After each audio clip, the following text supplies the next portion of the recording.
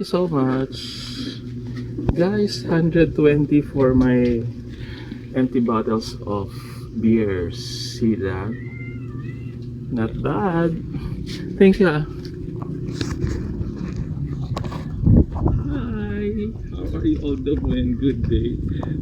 If you have empty bottles in your house, sell it to your nearest store. Sorry, store. Thank you, Lord. 120. Shout out to each every one of you, okay? So I've stopped on selling to the junk shop and other junkies, even though it's minimal only, and then I'm gonna sort some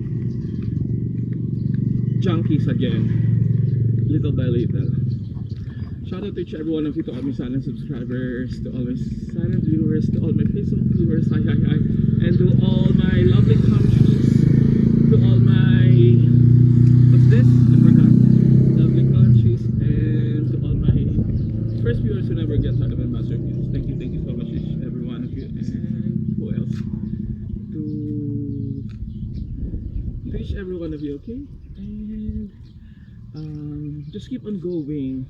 If you have job or if you have business, if you think that there are some junkies around your place or in your whole house, inside your home or that surrounds you, don't throw it.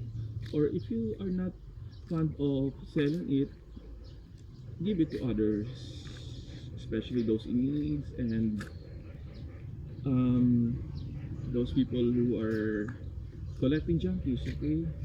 And to all the beggars, to some beggars. So we're still on the go. Check this out. So I'm about to leave here in our village and going to Santa Lucia for my day-to-day stints. Goodbye, Mother. Big old aboard out to Helen Carreta of San Roque, Legazpi City, my childhood friend. Hi. So bye for now. Do you see the birds chirping?